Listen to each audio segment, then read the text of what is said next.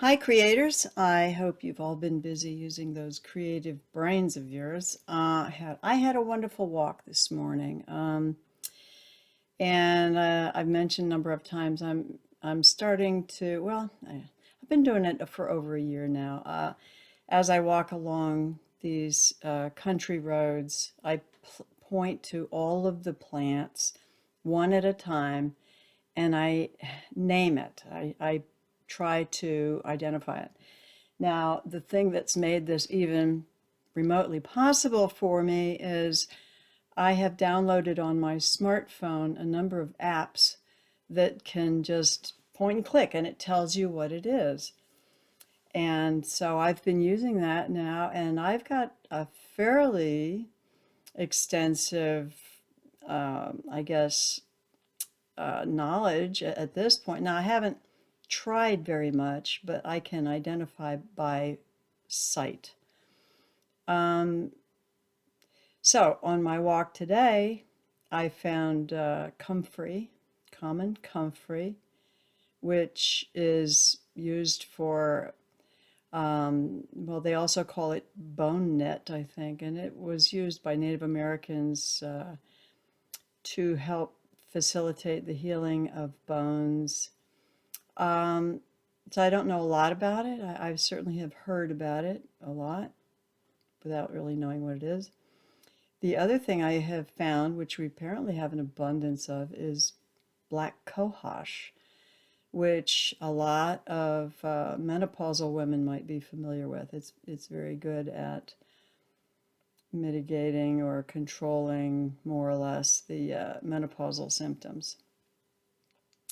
I mean, just growing, it's like it's not even in the health food store.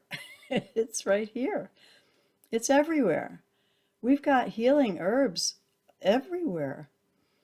And so I'm thinking what I'm going to do is, as we come into the fall and things begin to go to seed, I may start collecting a little bit of just enough seeds to maybe start an herbal, apothecary garden or something for my own use. Um, so that's what I do. And then I come home and then I have lunch and then I look at a few videos and whatever's on my mind, I share. And what's coming up real strong for me today is the Dutch farmers. It's a mess in the Netherlands.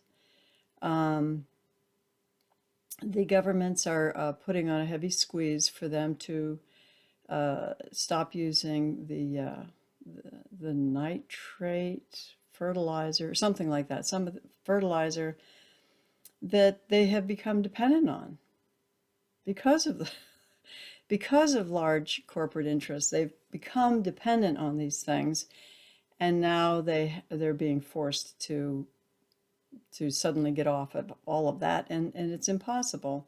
They would need maybe decades to convert back to an organic way of running a farm. So I have posted below a video showing the disruption, and all these videos that I share, I don't know how long they're going to continue to be up on YouTube. We are clearly being censored in the United States, so the little bits and videos that you get that might be telling what's going on around the world, they kind of come and go. They pop up, they take down. So this one, if it's still up, shows some video footage of the rioters. Well, protesters. Yeah, I'd say they're rioting almost at this point. It's a strong vocabulary, but so they are having to stop trying. Basically, what they're doing is they're taking their manure and bales of straw and soil, bucket loads, dump truck loads, and just dumping it on highways. There was one manure on some politician's, doorstep. I don't know. So the video is below, and it's disturbing to see what's going on out there. I feel incredibly grateful for where I am. Um, and I live on nothing basically, so I don't know. I mean, yeah, I go to town a couple times a month, but I don't know. I'd be really put to the test to be 100% independent of the farmers.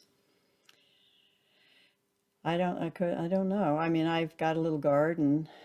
I've never had to rely on it for everything, but so that's going to be felt by everyone. These protests in the Netherlands, if the farmers are shut down and they start, shutting down American farmers, which will happen. I mean, that's sort of next up. Uh, you know, what are we going to do? Farmers. I mean, the next video that I'm sharing today is from this man. Now, what did I just do? I had his bio here. Here it is. This man, Curtis Stone. He came up real strong in my viewings of YouTube videos this morning. Now, Curtis is one of the world's most highly sought after small farming educators, and you can see that he's very well versed in law. And he has a book called The Urban Farmer. I think I've heard of that. Offers a new way to think about farming, one where quality of life and profitability coexist.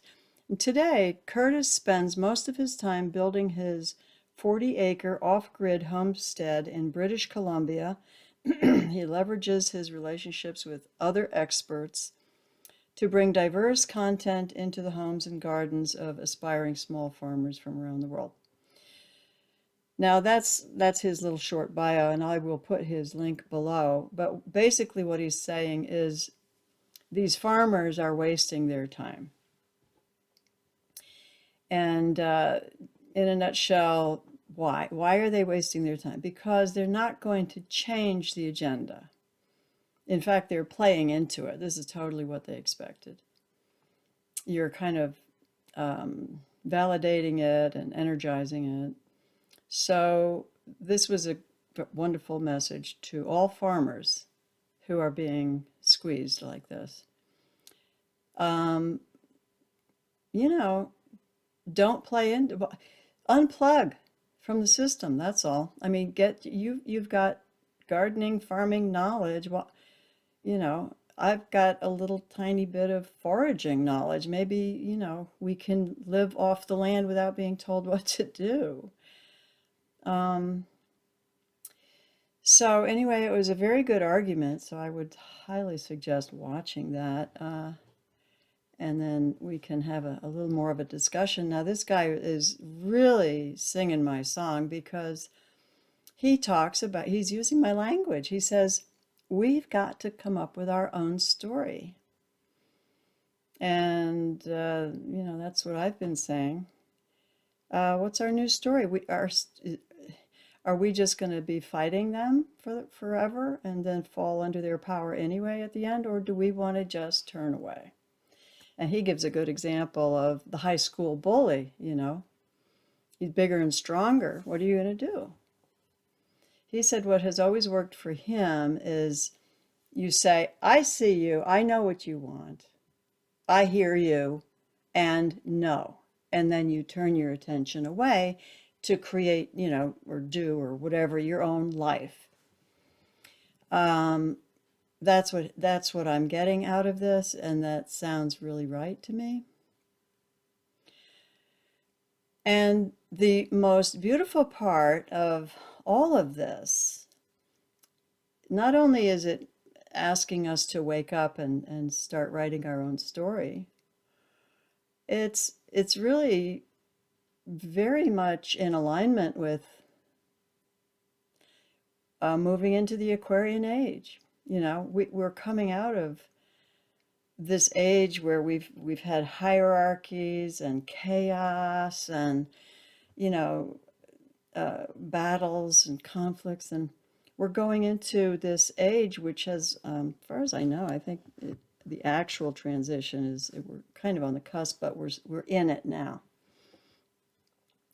The Aquarian Age. Now, I had to do a little research. I'm not, just to give you a heads up. My mother was an astrologer, and so I very often go into astrology, which is the more I know about it, the more I know that I don't know about it. It's that mysterious, but seems to be really magic.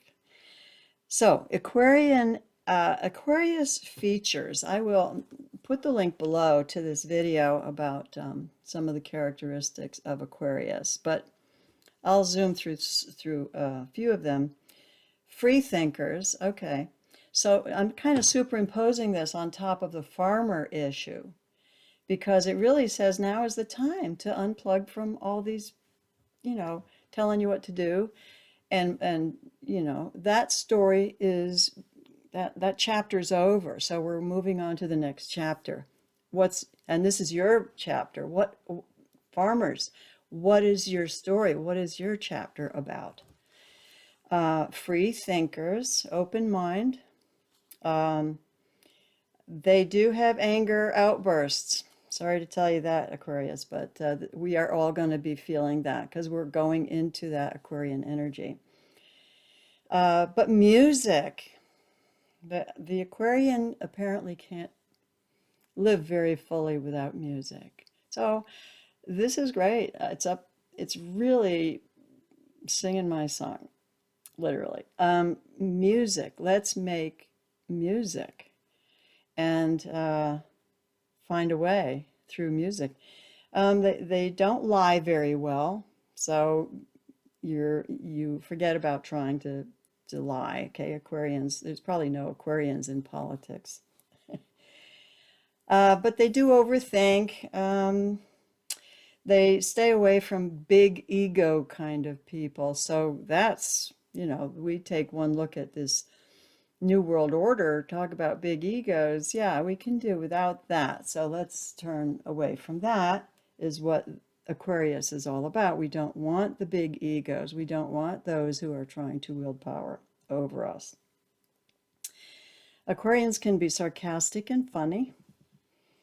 One of my best friends in the world was an Aquarian, and I have to say that's definitely part of it. They can be very emotional, but only secretly. They don't overtly show a lot of emotion. It's hard to know what they might be feeling, but inside there's a lot going on. They like independence. Okay, so that's definitely what we're moving into. The need to be independent. We don't need big power structures to be telling us how to eat food and what to eat. So independence, that's the big one. Embracing change, thank goodness, because I do think we are on the precipice of a big change. And Aquarians will go right for it. They're rebellions, okay, that they are rebellious, but they can also, that's their identity, is they don't like to go always just with the stream willy-nilly. If they see something they don't resonate with, they go the other way. They do learn from past mistakes. Hallelujah. All right, let's not make any more of these mistakes where, not pointing fingers, because we do learn from our first mistake. And our first mistake here, as this Curtis points out, is that the farmers did give away their power in the beginning. I mean, they built their whole life on, their relationship with the governments and corporate interest, which was totally understandable back then. It was we were all good guys back then, and now there has been this split, and so it seems that it's asking us, and I won't even call it a split. We're moving on. We're changing. We're moving into the Aquarian Age. It's not a split. It's kind of a fading out and fading in. So, what else are they? They are good listeners. They're not afraid to innovate. They are fairly fast to forgive. Um, a lot of strong opinions. They can be a little bit random and weird, and they have big dreams. They know how to dream big, and that's what we are doing, my friends. We are staying creative, putting heads together. I think what this tells us is we have to encourage more farmers to unplug from the bigger systems, and we have to be able to support them. And so, in the midst of all these changes, my friends, let's stay creative.